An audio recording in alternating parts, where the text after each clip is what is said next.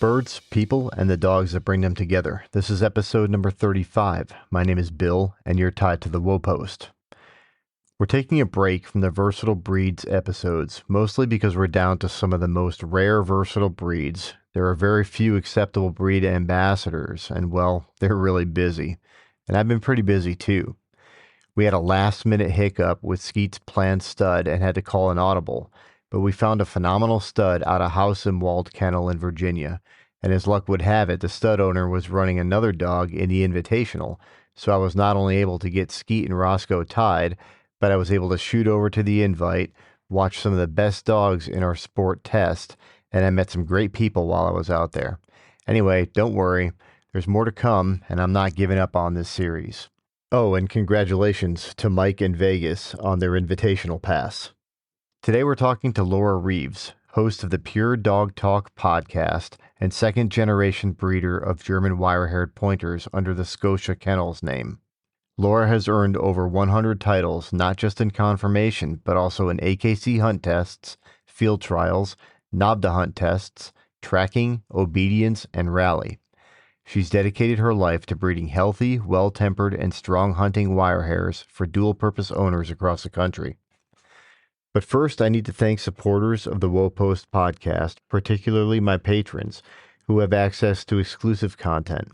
If you'd like to support the podcast and keep me going, please become a patron at patreon.com/thewoepost.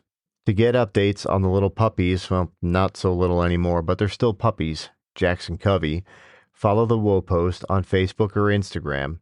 And if you're interested in learning more about Jax as a started puppy, shoot me a private message or contact me at bill@thewoepost.com. Jax is the sweetest little puppy that we've had in our kennel. In fact, he's asleep in his crate with the door open as I record this. He's fully housebroken, crate trained, he recalls, has been introduced to birds and points well, and has completed his gunfire intro with no signs of sensitivity. He's fully up to date on all veterinary care and is genetically tested through Embark. He'll be coming up to the UP with me in a couple weeks to hunt ruffed grouse and woodcock, but I'm sure he'd rather be hunting with you. Hey, Laura, thanks for being on the show. How you doing, Bill? I'm doing great. I've got two tired puppies over here, so life How's is the good. one that got the bee sting? Is she okay? Well, they both got stung a few times. So the 14-week-old male got stung maybe like 2 or 3 times, and his weren't as bad. Covey, the 13-week-old female, got stung several dozen times, probably 3 dozen times, The I'm picture guessing. you sent me, I was just like, oh, that poor thing. Yeah, I was a little worried about her, to be honest with you. We were about a mile away from my truck, and we were doing a creek run, so I had I was in bathing suit and water shoes and and we had just been through that exact same spot. And when I say that, I mean within a foot of that exact same spot, not a week prior. And I know this because it's a really deep part of the creek, and I've got to skirt the bank a little bit, and the bank is really slippery. So I slipped on the bank in the same spot where I slipped before. Like I was in the same spot. The dogs came through in the same area, and nothing happened. I had my 2 kids with me, nothing happened. But this time, I started getting stung, probably not first, but I noticed myself getting stung first. And then, when I was realizing how much I was getting stung and started, trying to get away from it and swatting myself and everything, then I realized that the dogs were running and yiping as well. And then I was like, oh man, now I've got real problems. But everything worked out fine. Good. Had some Benadryl nearby, was able to get back to the truck quickly. Always have your Benadryl on hand, man. Yep. And I knew from some clinics that I had been to before what the proper dosage was. So I was able to. Now, the one thing that I will say is that even though those tiny little Benadryl pills, I mean, they're just so small, getting those down a puppy's throat is not easy. And, you got to be willing to, take a little puppy bites because they've got little teeth and they react, right? And you've got to be willing to shove it down in there. You got to push it. Yeah. Pushing pills. As a dog handler, pushing pills is something I had to learn how to do a long time ago. And, so when you're at home, you've got some peanut butter, you put it on that, right? Some easy cheese or, wrap it in some cheese or whatever. There's plenty of dogs that will spit the pill out. You just have to learn how to push a pill, man. I'm telling you, it's a thing.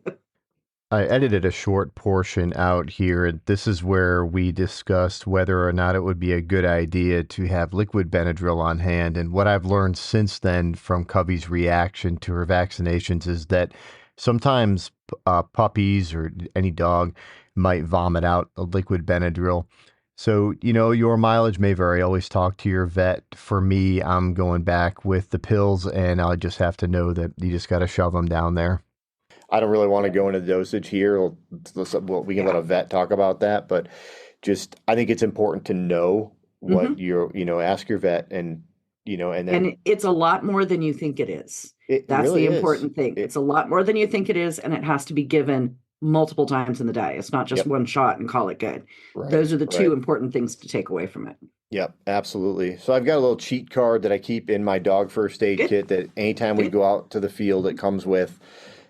Because you never know when you're going to get attacked by yellow jackets. So just so you know, somewhere in the program, we can talk about some of the resources that are available, but I did an entire series of first aid 911 with Dr. Marty Greer a couple summers ago that people can go to Vimeo and take a look at. So they're really useful. Absolutely. Yep. I really want, because I know you've got access to a whole bunch of stuff that you've kind of collated. And I definitely want to talk about that later. But before we get too far into chatter and dialogue, right? Squirrel. It was a squirrel. Sorry, man. We should probably let you introduce yourself if you would. I am Laura Reeves. Thank you very much. I am the host of the Pure Dog Talk podcast out there in podcast land. And I've been doing that since 2016. So Pure Dog Talk is basically the OG. Dog podcast. Sure. There were a couple out there before me, but not a whole lot. So I started in dogs. Basically, I've been in dogs most of my life. My dad, first my mother enrolled me in dog care 4-H when I was 9 because I was shy and retiring and lacked people skills. 2 out of 3 ain't bad, and who needs people skills anyway is sort of my response to that. But it solved the problem. Dogs and then my father, anyway. Yeah. My father wanted me to get rid of the horses, and he said, if you'll get rid of these bleeping horses, I'll buy you any purebred dog you want. And so that was when I was about 12, and so the family sort of transitioned from we go camping on the weekends to we go to dog events on the weekends.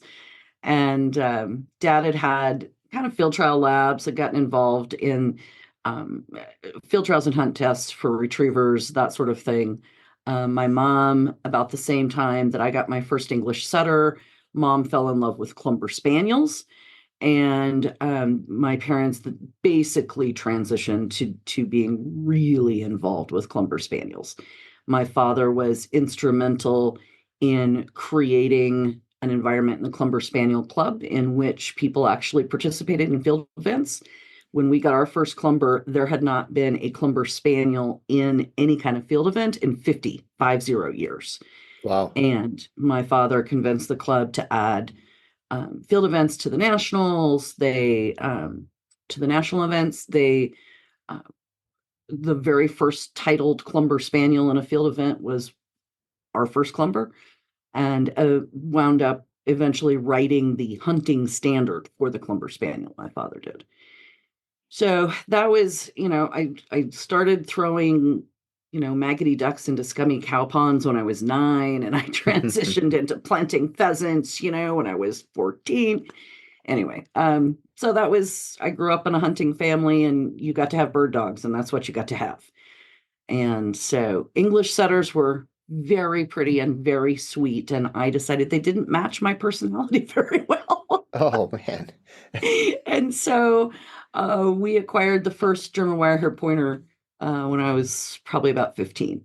And I found my match, and I have been very involved and very actively involved with that breed since 1983-ish. So your history with dogs, you actually started on the trials and on the hunting side, and that's what led into the show ring onto the conformation side. And I just want to clarify with people that you're not the scary confirmation lady. You're not the one that's going to Oh, come I am and very scary. but you're not the one who's going to come in and take all the utility out of a hunting dog and turn it into this pretty show ring dog. And as a matter of fact, you show wire hair, so Yeah. you know. The whole point of the exercise that my family incorporated into what they did and what I have incorporated into what I've done over the course of my time specifically involved in my breed is that there is no excuse to hunt over an ugly dog. Life's too short. And costs just as much to feed a pretty one as it does an ugly one. And just having a pretty one doesn't mean they can't do the work. And we've basically proven it. My mom bred and I showed a dog by the name of Cruiser, dual champion, amateur field champion, Jet Set's Ragtop Day at Scotia, who was the very first Best in Show winning dual champion in the Wire Hair Pointer breed. That was a dog my mom bred out of a bitch that she and I bred together. And, we've gone on from there. I've got this really long list of dogs and I can't think of all their names anymore at this point. But basically, over 100 titles on more than 40 dogs since the mid 90s. And most of them are dual titled. In other words, not a dual champion necessarily, but a show champion with a master hunter or a show champion. VC is another dog that I bred, who also happened to have a UDX, which is an obedience title. I bred the breed's first and only to this day, only champion Mach 5, which is an agility title, who also happens to have a NAVDA title and a hunt test title. And so it's really important that they be able to do it all. And I feel really strongly, and I talk to people about this all the time. If you were at the NAVDA annual meeting a couple of years ago, I talked to you all then. Having a dog that's bred and built to meet the written breed standard makes it better at its job. The breed standard was written to describe the dog that did the job the best. And for the longest. Yes, exactly. So when you breed a dog with proper angulation in the front and rear and it's balanced, and it will hold up to the all-day hunter all day long for 10, 12 years versus a dog that might look snappy. We call it snappy in field trials. But, it's putting out a lot of energy to cover a lot less ground in the same amount of time. That Cruiser dog I was talking about, the people that owned him, they would run him in a field trial one weekend and bring him to a dog show the next weekend, right? And so he was always a little skinnier than I wanted him, and they'd call me up and they're like, "Yeah, I got rolled by a badger, got cut up in the barbed wire." I get all twisted up about that. But the fact of the matter is, this good-sized dog, he was by field trial standards, he was a lot of dog, and that dog, the guys at the field trials, these are horseback field trials now, right? And they'd see him coming up the all-age stake down there in Nevada or Utah somewhere. And all the judges in the gallery, they kind of snicker a little bit about this fluffy little, wire hair thing. And they'd snicker for about the 5 seconds it took him to be gone. Because he covered so much ground, he didn't look like he was working very hard. And he finished his dual championship with a number of placements in open gun dog stakes at all age trials. No problem.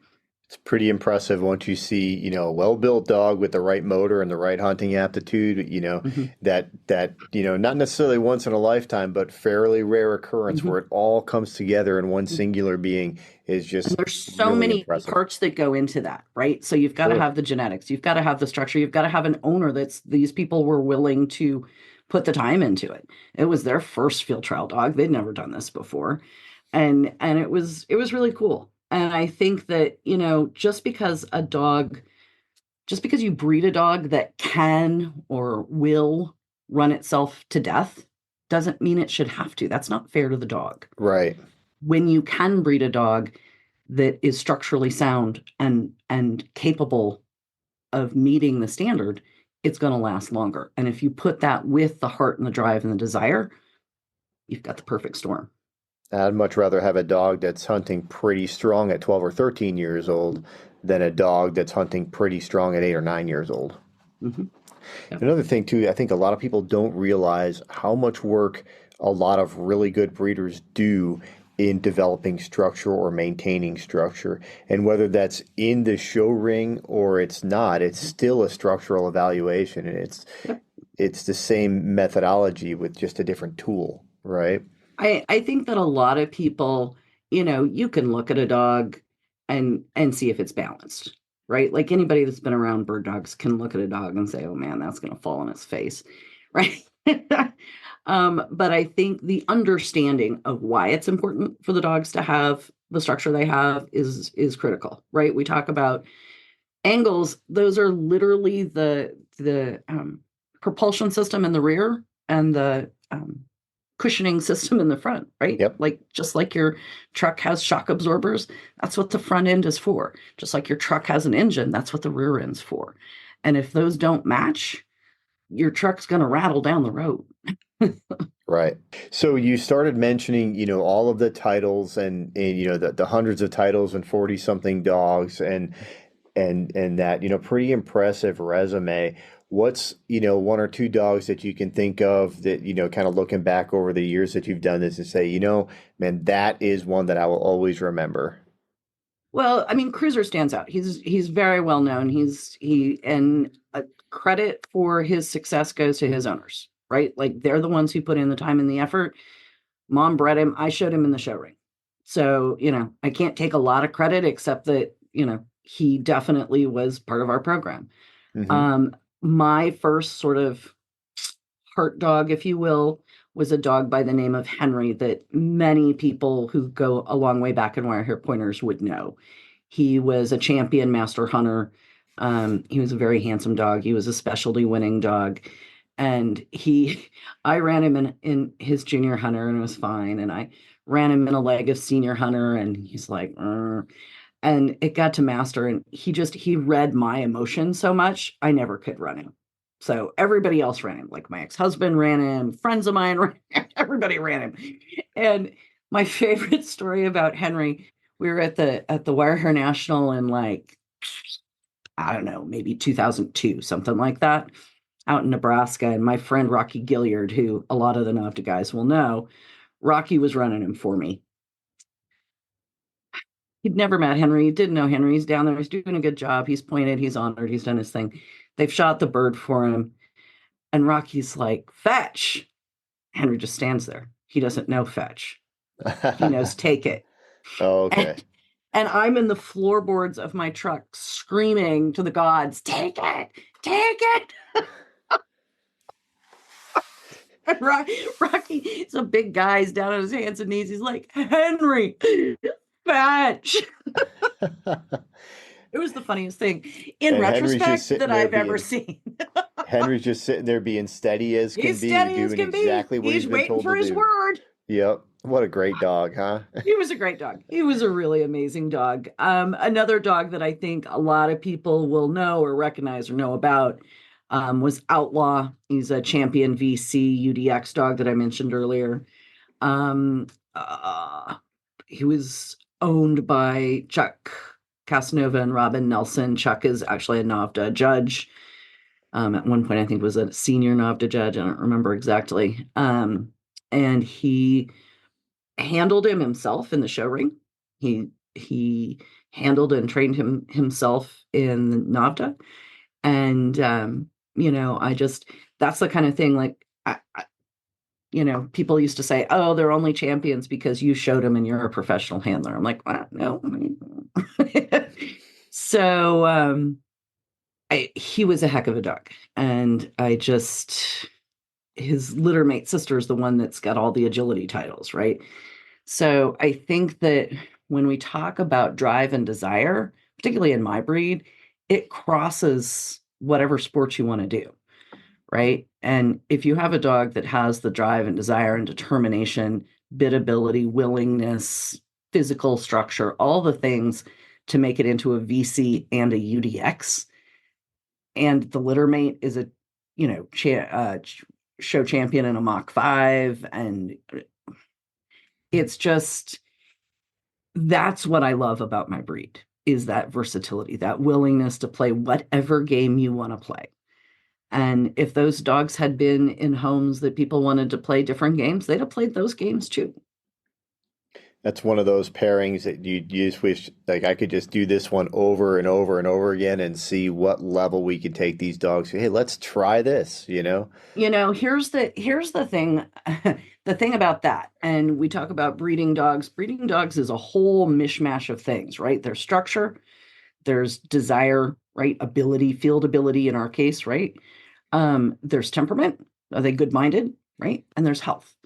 And in that particular litter of very, very successful puppies, I had just one after another, one whose thyroid didn't clear, one whose hips didn't clear, one to the point that nothing was bred down from that litter. Wow. And I have semen available on that dog, and I may at some point use it, but everything in breeding dogs is 2 steps forward, 3 steps back. And as long as you just know that and don't break down sobbing, you're going to be okay.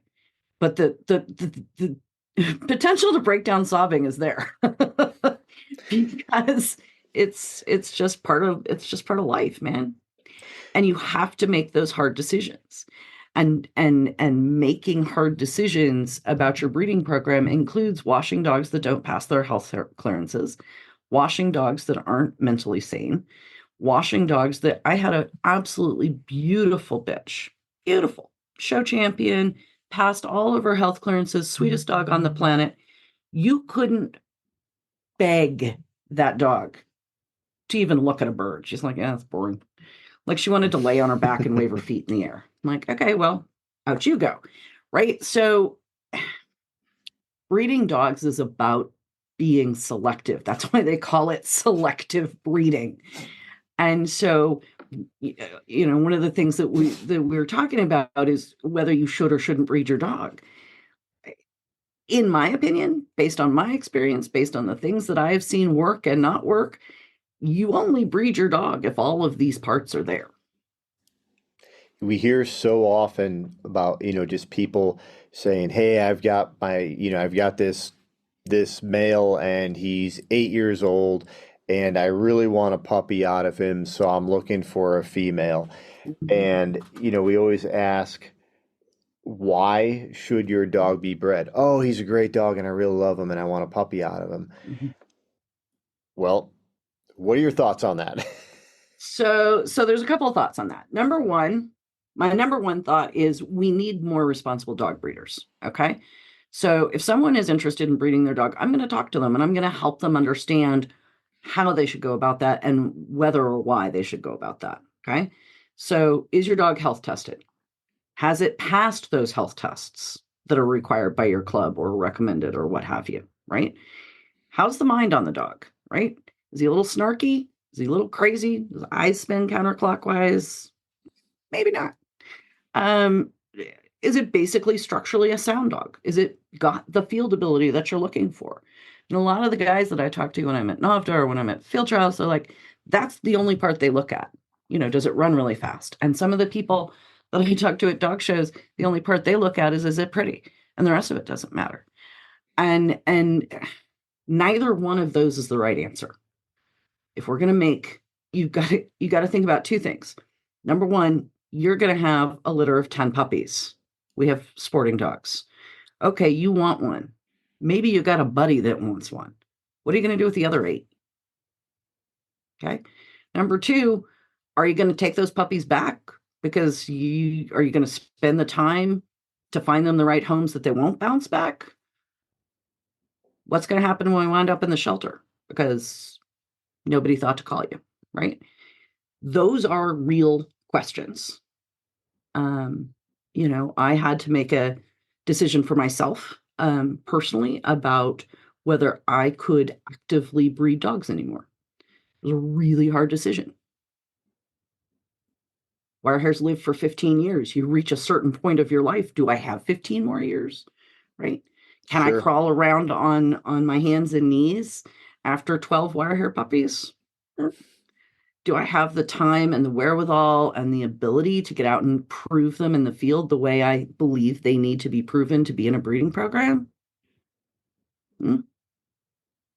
So my role now is more, I like to think of it as supervisory, but actually more like, cheerleading.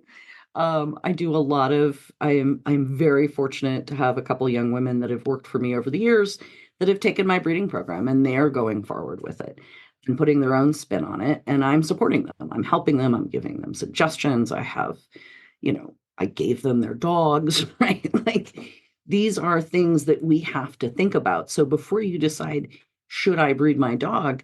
There's a whole big package that goes with that isn't just I want a puppy out of my dog that I love so much.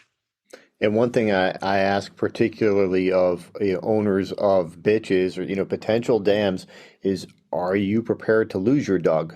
Mm-hmm. Because things happen, right? And it's unfortunate. I have not lost, thank God, pray God, knock wood, any bitches over the course of my entire time involved in breeding dogs. But I can tell you I've lost puppies. I've damn near lost bitches. I have spent enough money that I could permanently live on a cruise around the world. Right. If I had not spent it on dogs. Because I promise you're not getting rich, kids. No. If you're doing it right, you are not getting rich. You're getting poorer by the minute. In my world, in my encouragement, there's no reason you can't break even. But if you think this is going to be your retirement income, you're confused. Yeah, it doesn't work out that way. And no, I mean, shoot, I've got 2 puppies in here right now, and just a routine trip to the vet just the other day was almost $500. Yep. I had at one point, I did 2 breedings. They were both by frozen semen. They both then had to be surgically implanted. They each had 1 singleton puppy, so they had to have C-sections. Oh my goodness. Yeah. So my 2 puppies, one of which I gave away, cost me $8,000. Right. Oh yeah, it's good times. It's kind of like duck hunting, right? The fastest way to becoming a millionaire, you have to start out as a billionaire. Right? Start as a billionaire is the right answer. Yep. The way we got to know you a little bit was through the seminar that you held that Sarah and I dialed into, I guess a couple weeks ago now. Yeah. And I thought just an extremely valuable seminar, really for anybody, but especially for first-time breeders, which is me. It's what Sarah and I are. We will be first-time breeders here very, very soon. Some of the things that you talked about, one of them was kind of breeding back to the middle, right? And kind of selecting that, the complement in the pair. Can you kind of give us the Reader's Digest version on that real quick? Sure. And again, there's resources for this. There's videos from when I gave this presentation at NAVDA. There's a video people can watch on YouTube. And so basically the idea is you've got your female. Okay, good. You know what your female is, and honesty is super important in that conversation, right? Don't think she's better than she is. Be honest with what you have. And then you need to be able to read a pedigree. You need to know what her entire lineage is, right? What's her sire? What's her dam? And then you need to select a mate for her that has both complements her physically, right? We call that the phenotype, and also complements her on the pedigree. We call that the genotype. And so when we're selecting a stud dog, the best solution is not to pick your buddy's dog down the road because it's handy. The solution is to research what's available in the breed, to know, if it's possible, what they have produced prior. So say, for example, my breeding priority for this female is I want her to I need a little more drive. I'm really happy with her search. I'd like her to have a better coat. Let's just say, right? Pick 3 things. So you need to go to the sires and find ones that have the search, because you don't want to lose that, right? But also have the coat and also have a little better, drive or desire or whatever it is you're trying to build on, right? And so that involves research. That involves looking at pictures, asking questions, talking to people, looking at pedigrees to see, does this line of dogs that this sire is from consistently produce those things? Or is he just kind of an accidental tourist, as they say? Right? So you want a sire that is what we would think of as prepotent, right? That is consistently producing those particular things, bred either to females that are similar to yours or to a variety of different bitches where you can see it coming through, right? So that's a piece of it. Deciding if your female's pedigree is strong enough to support an outcross, because that opens up a lot of options in smaller gene pools, right? Small Munsterlanders are going to have a smaller gene pool, say, than Wirehair Pointers do. Sure. Make some different breeding decisions at that level. But you want to make sure that what you're breeding to as an outcross is itself maybe a little bit related to itself, so that they can have some hope of carrying forward the traits that you're looking for. Or do you need to do an outcross and just completely flush out some health problems that are there, or some, whatever. So those are the kind of conversations. So inbreeding, really tight breeding, right? Father, daughter, mother, son.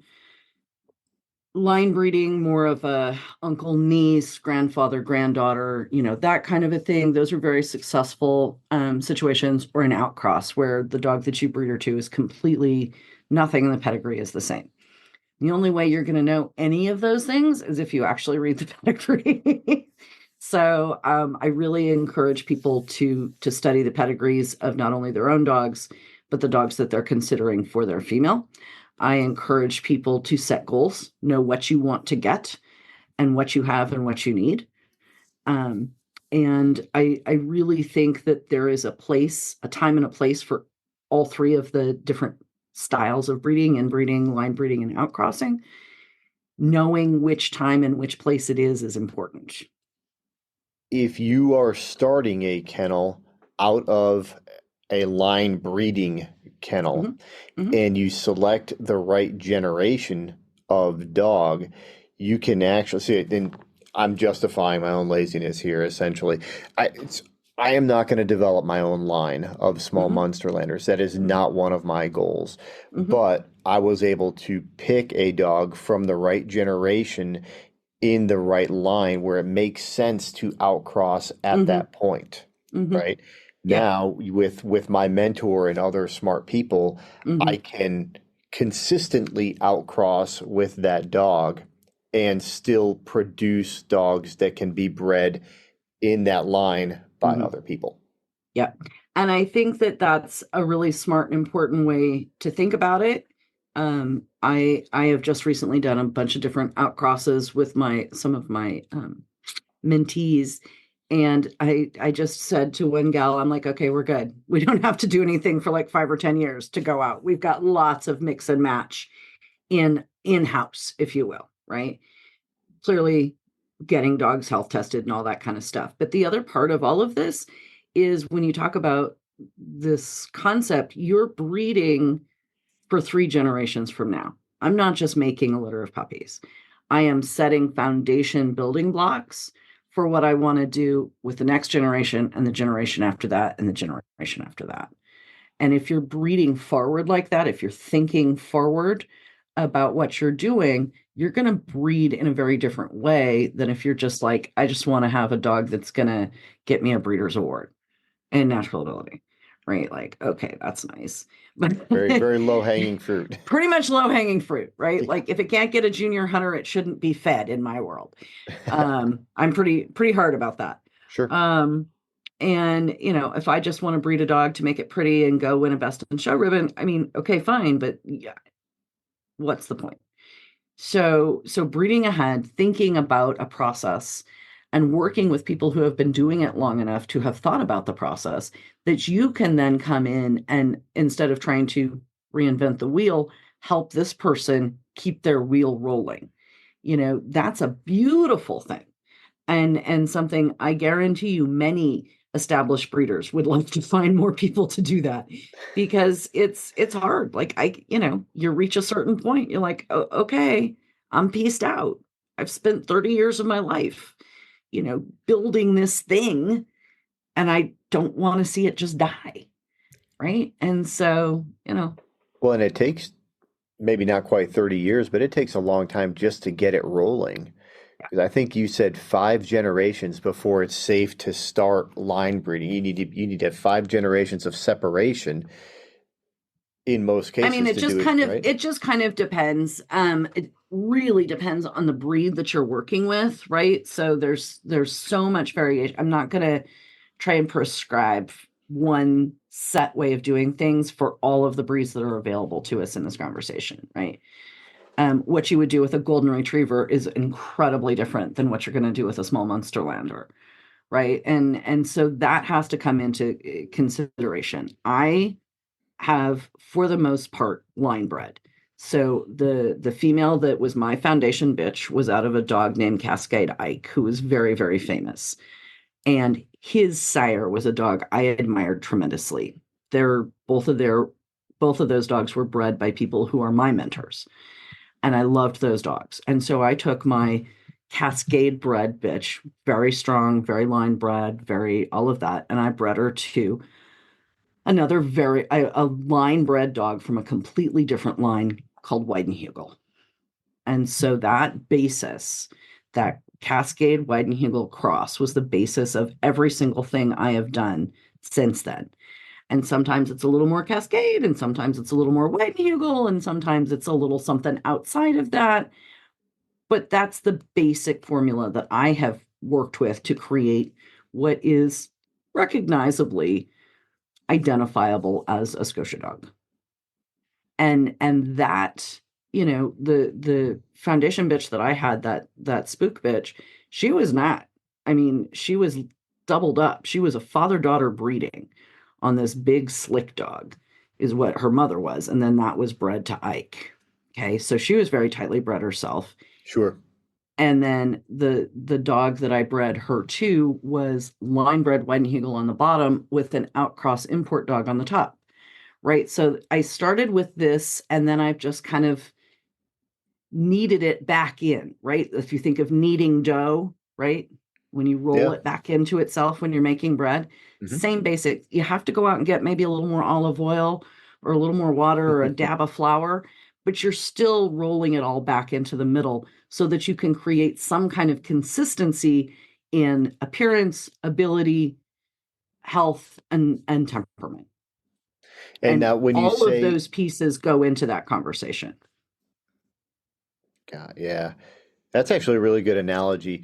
Can you just clarify? So when you say the bottom of the pedigree, you're talking about the dam, The dam, and the the dam top of the line, pedigree, you're talking the about sire the line. sire's line, Yeah. right? And Because so, there are plenty of people who don't. I mean, they could read a yeah, pedigree yeah, enough, right, mhm, and understand it, mhm, but might not actually have, right. the experience to be like, oh Mhm. yeah, top of the pedigree, that's the sire's line. Sorry. Good. Thank you for clarifying. I tend to get a little bit up in my head and in the weeds. Um, they also talk about, and I think it's really important to remember, and this, as we're talking about sires and dams, right? You only get one Y chromosome when you get it from the sire. You get two X chromosomes if you're a female. You get one from the sire and one from the dam. Right. And the male can only get his X chromosome from his dam. The strength of your dam line is the strength of your breeding program, period. And that is so important to just think about the just really basic mechanics of the genetics, that X and Y, that's what we got. And that tail female line that goes down. So we think about the dams on the bottom of the pedigree, right? This is the dam line, and then her dam line that goes down, right? So we call that the tail female line, the tail male line that goes up. In my case, in my pedigrees, that tail female line goes directly back to that foundation bitch. And every generation has built successively on her. And sometimes it's line bred, sometimes it's outright, right? But that's the strength, and your bitches are what are going to carry that forward.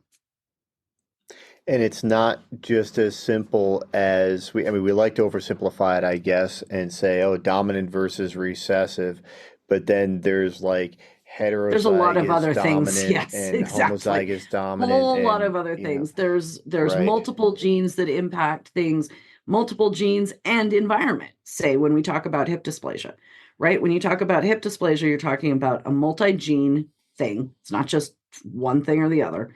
We're talking about environment, both in the whelping box and after they leave you, right? All of those things come together. And then there's where the bleepity bleep bleep did that come from, right? That snuck in and kind of meandered down through the gene pool. And so the nice thing about line breeding is you know what's there. You know the skeletons in your closet. You know how to work with them. You know how to kind of do the puzzle pieces. Every single time you outcross and bring in something completely new, you might get some good things, but as my mother used to say, you're going to get 10 things you didn't want. And so you need to be able to be prepared for that. And it is the weirdest little things that pass. It's chair sitting. Like every dog since Henry has sat in a chair like a person.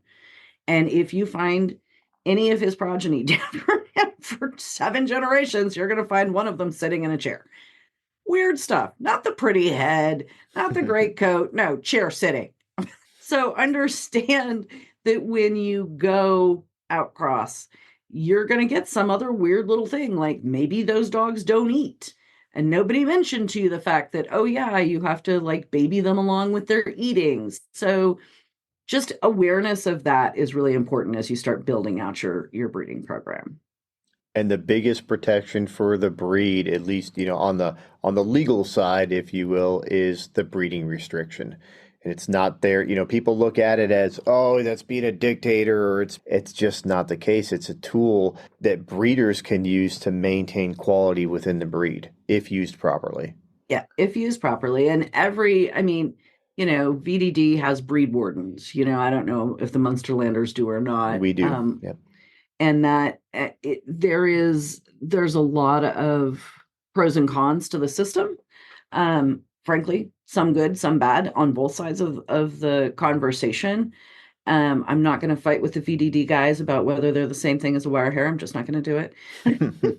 Because, nobody needs to come to blows on your podcast. But I think that the breed warden that's in place in many of these breeds is useful if you are not a person who's willing to do the hard work yourself. And I have been my own breed warden, if you will. I have euthanized dogs for temperament. I have. Not many, but they're not going in the breeding program. Right. I have removed dogs from the breeding program for health. I have removed dogs from the breeding program for lack of field drive. I have removed dogs from the breeding program for poor structure. If you're not willing to do that yourself, having a breed warden that says, no, you can't do that, that's important. Sure. And I think most of the American clubs they're not going to say you can't do something, but what they will say is the club is not going to approve that. At least that's what we have in our small Munsterlander club. In the Munsterlanders. So any stud or bitch who is approved to breed is literally gotten the hominis dominus from the club because a certain number of tests have been passed successfully. But the club is never going to say, we forbid you from breeding that dog. They'll just say, we don't approve that. I also want to talk, though, about, so when we're talking about successful line breeding and, we have all these tools now and with genetic testing and these pair predictors and all this other stuff, which is very, very helpful. And if we have more information about small Munsterlanders, that would be really good. So small Munsterlander people, go test your dogs, right? Because the information is only as good as what you put into it, right? I mean, it's just what it is. Absolutely. Bottom line. We've gone from, I think when we when our network first started testing, I think there were only 12 small Munsterlanders that had been tested in the US with Embark. Mm. Within our network alone, we have 66 now, and that's Nice. in just a few months. Hmm. So we're doing very well. I hope, well, I Great. know that there are other breeding networks that Hmm. are also working really hard on it. So I would Hmm. love to know, I could probably find out how many small Munsterlanders have been tested through Embark. Embark is not a sponsor of the show. I wish they were, but it, I just I have to keep stomping the floor on Embark because of the products that they provide right now. Nobody else is doing what they're doing, at least not Right. in North America. Right. So I'm a big fan. I did a lot of work with Embark. They did actually sponsor Pure Dog Talk at one point. And I think one of the things that I found to be, for me, in my particular situation, most valuable from Embark, when we breed our dogs, we do what we call coefficient of inbreeding, right? Yes. COI, and we Yep. take This is that where I and was look at going with it. look at the pedigree. And the pedigree says, well, my coefficient of inbreeding on this is going to be, I don't know, say it's 18%. Hmm. A little high, it's not out of the world, right? Completely bearable. And then what you need to remember is those 12 or 14 puppies, trust me, I've done this, are not identical twins. They are Right. not all going to be the same. And so if you have tested both the sire and dam and gotten what their exact COI is based on their actual DNA, not the pedigree, and then you test each of those puppies. I did one of the few inbreedings that I have done, actually the only one I've done in lo these many years. I did a half brother, half sister breeding. And I was really confident on the dam that was the same in the two cases. She was 100%. Every single thing, check the box. All the things, check the box, right? And so I said, okay, we're gonna do this. And as a tool and as sort of a test to really, because I was working with Embark at the time, like, okay, I'm going to DNA test both them. I'm going to Embark all the puppies. And the COI on the pedigree was something like 18%. I don't remember, maybe a little bit higher. And fascinating part of it was that the progeny, the puppies from that, ranged from, I think, like 16%, maybe the lowest one, 15, 16%, to Hmm. like 28%. Hmm. And so we kept, I mean, it's who I was going to keep anyway, but we kept the one with the lowest COI to carry through in the breeding program. So you have the most diversity in that particular animal available from all of the pedigree that you've just combined. And Right. that was an amazingly helpful tool. Can you explain COI real quick? And the reason I ask is it's not always that lower number is better. Yeah. It's really a tool about predictability, right? Yeah. So the thing about COI, coefficient of inbreeding, is talking about how many times individual dogs pop up in your pedigree, right? So there is what you can calculate. Like, I've been doing this since I was a kid with my mom, back before there were computers and DNA tests and all this stuff, right? So what we used to do, and I will still do it. I can still sit here and do it on anyone. It's like a Venn diagram for pedigrees. You start out with your sire and dam are 50, and then each of the grandparents are 25, and each of the great grandparents are 12 and a half, and then 6 and a quarter, and then three, right? Right. And then you assign a number, right, to each one of the dogs, and then you add it all up. And that was how and you divide it then by the number of generations that you're doing. So it's like by 5. Sure. And so that tells you your COI half-assed back in the Right. day. Right. And so what the idea is, the more times an individual dog is represented in the pedigree. So if Cascade Rogue is back there 28 times at the 5th generation, that's going to carry weight forward. And that's what I like to talk about, putting the weight of your line breeding at the back of the pedigree. If you can get that to hang at about generation 5, 4 and 5, 5, maybe 6, that carries forward with an amazing amount of weight, because you add up all those 6s and 3s, and all of the sudden it's as much as the 18 that's up here, right? Right. And so that is like, tell me it like I'm 5. That's the best I can do. Sure. Yeah. And, it's at the end of the day, 18% is not necessarily better than 14%, right? It's Now, just the idea. It's to right. give you an idea. And, you want to keep your number at a certain point. If you get it too low, they're not purebred. That's my whole problem with Right. Embark. And I fought with Embark about this. Like, low COI, low COI. I'm like, you get it any lower, it's a mutt, dude. And the So, traits are you know, unpredictable exactly. at that point. You don't know what you're Exactly. getting out of temperament Exactly. or, Exactly. some things that might be important to you. So Yep. I think that's important to know. And a lot of line bred dogs, we're seeing in our line bred small monster landers, we're usually seeing middle teens, kind of Mhm. 14 to the highest dogs we're seeing around 18. We're Mhm. seeing that our imported dogs that are line bred in, Mhm. in Denmark, in Mhm. Czechoslovakia, Mhm. actually have a much higher coefficient of inbreeding than our American dogs, Mhm. which we were really surprised to see that. We expected them Doesn't to have surprise a me at all. lower coefficient of inbreeding. But what we're also finding is that when we outcross to those imports, Mhm. we're Mhm. dropping that COI down drastically, which I think is Exactly. And it's pretty helpful. why so important to understand the concept that you have to have line bred lines. They have to, if you just, mishmash everything, you have no way to breed away from a problem that pops up. Right.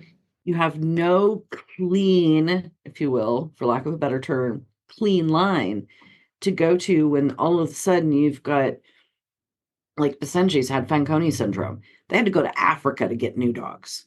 Oof. Okay.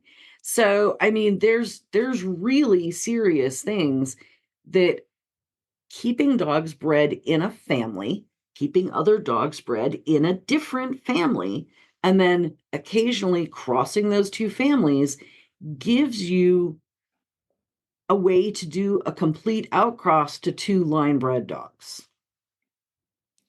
And you'll never be able to do that if you just say, I want a puppy out of my dog. Potpourri, potpourri.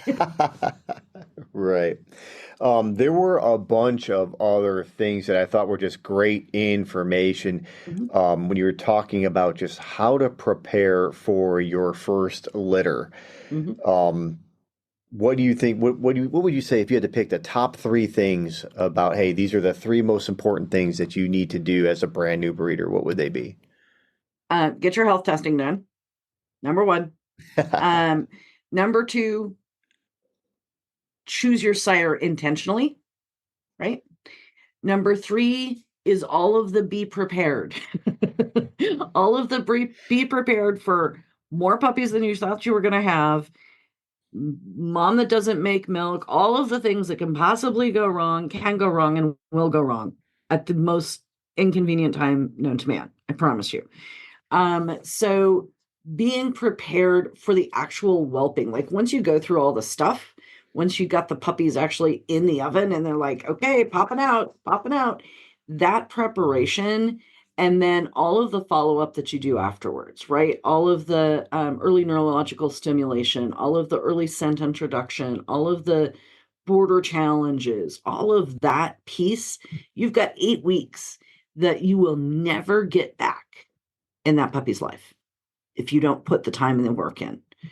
And it is, I mean, I have been doing this long before there was such a thing as puppy culture or anything famous, because one of my early dog show mentors was a guy that trained military dogs in World War II. And he taught me the system that is the same one that Carmen Battaglia has used and the same one the puppy culture people have used and all these other people.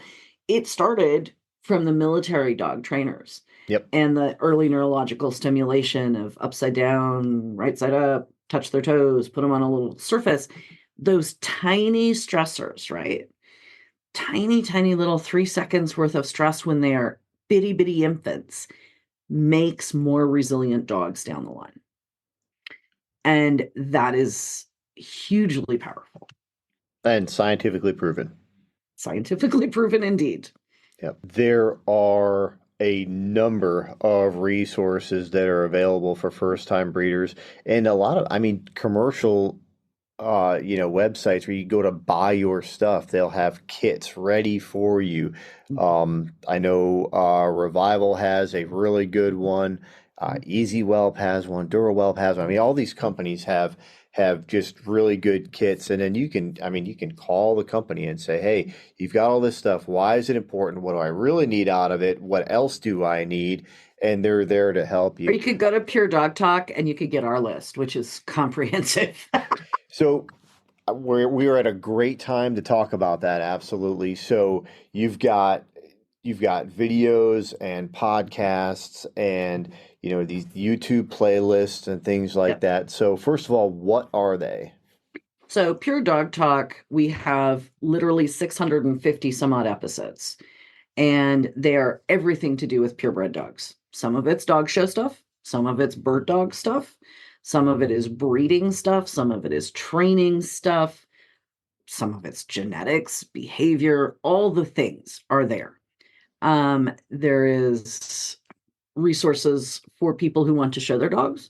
There's resources for people who want to learn how to breed their dogs. All of that is available. And we have, in addition to that, there's a Facebook page. We have lots and lots of things that have been posted on the Facebook page that are like resource lists and books to read and things to have for your whelping kit and all of that kind of stuff. There are albums that you can buy. So once you pass the point of about 200, 250 episodes, PS pro tip, it'll start dragging down your RSS feed. And so it makes a mess. And so only the most recent 200 episodes are available if you go to iTunes or Spotify, Yep. Pure Dog Talk. So the only way you can access the huge catalog of material is to go to the website, which is puredogtalk.com. And you can either keyword search whatever it is you want to talk about, or if you want to pay the low introductory price of $1.99, you can get a download of I've made albums. I went through and I did all the hunting and pecking for you. And so you can buy for $1.99, you can buy one on whelping. You can buy one that is Pure Dog Talk University on breeding and hands-on and all kinds of different things there. And so for $1.99, you're getting a whole bunch of you're getting like not just 30 one podcast. 30 to 50 podcasts. Yeah, I'd say that's pretty fair price. In a topic, right? Yeah. So if your topic is breeding and whelping hands-on, and it's vast majority of it is interviews. I work really closely with Dr. Marty Greer, who's an amazing resource in our community. If you don't have her book, it is on our resource shelf. It is a must buy. I've got it. It's the Bible. Exactly. It's the textbook. It is the Bible. She is God, and it is the Bible. I am heretic. I understand, but in this situation, it's really amazing. It's not a simple read because from what I understand, it's written for veterinarians to be able to communicate better with breeders. So it is also useful for breeders, and go to a section, right? Like, right. I mean, I've been doing this long enough. For me, it's, but if you have a situation, you can go to that book and find that section and figure it out. Oh yeah, I just as I read through it, I usually have to give it to my wife, who's a nurse, and I say, right. "Can you help?" And then she's able to translate it into Bill Tomlin language because But it just tremendous, absolutely tremendous resource. Came highly recommended from my mentor, and so I got it, and I definitely feel a lot more prepared after reading through that and having it translated for me. Yeah. So, and a couple more resources. So we have an entire resource shelf, we call it. It's posted up on, you can go to the photos on the Facebook page. But I think there's a couple of resources in there that I think are really, really important. Marty's book is on there. And then books about breeding. So one that I know a lot of the bird dog guys are going to roll their eyes because it's about show dogs, but it's about breeding. And it's Pat Trotter's Born to Win, Breed to Succeed. You can skip all the show dog pictures. You don't have to know. It doesn't matter. But her description and discussion of tail female lines and all of that is where I learned it. Okay. And then the other one that I highly recommend, and I tell this to the show dog people and they roll their eyes at me and I tell them to get over themselves and read it anyway, is Snakefoot. Bob Wheely's book. Bob Whaley's book, sure. on the LHU pointers. Absolute flippin' genius. And to be fair, Pat Trotter mentions it in her book. So saying two master breeders talking to one another across the years of history is pretty incredible. Yeah, and there are people now that are taking a lot of those same fundamentals on our side, on the on the NAVHDA bird dog side of the world. Bob Ferris with the poodle pointers doing a phenomenal job, right? Yeah. Bridget Nielsen with the Vizslas, though, I mean, doing a phenomenal job line breeding there. And then yourself with the wire hairs. It's there's a lot of good information, and I think that I sincerely believe we need more people breeding good dogs. And in order to do that, you want to do it right. And think about the fact that even if you want to make a bird dog, hunting season is how many months out of the year exactly? Remind me again. So I think the average hunter hunts fewer than 20 days per year. That's so what are you going to do with the dog the rest of the time? There's 345 more days that you've got to come up with something to do with that bird dog who needs a job, right? Yep, they all do. And if it's a wire hair, it needs 2 or 3. Oh, man. Laura, I appreciate everything. I appreciate you coming on the show. Your website is puredogtalk.com, right? Yep. And then beyond the website, how else can people contact you if they want to get a hold of you, have a question about the best thing is just email me, Laura@puredogtalk.com. Super simple. I am great on email. If you try and message me off the Pure Dog Talk Facebook page, half the time I don't look because it's mostly spam anymore. And it's terrible. It's awful. I hate it. But yeah, email or go cruise around on the website and see what you find. Sure thing. All right. Well, thanks so much for coming on, Laura. I really appreciate your time and, for dropping knowledge on us. Thanks for the invitation. I appreciate it. I hope you enjoyed episode number 35 of the WoPost podcast. If you did, leave a 5-star review and follow or subscribe on whatever podcast platform you use. Remember to like and follow at the WoPost on Facebook and Instagram, and join our growing Patreon community at patreon.com/thewopost. If you own a bird dog related business and you'd like to advertise on the WoPost, or you'd like to contact me for any reason, you can reach out at bill@thewopost.com. Stay steady and God bless.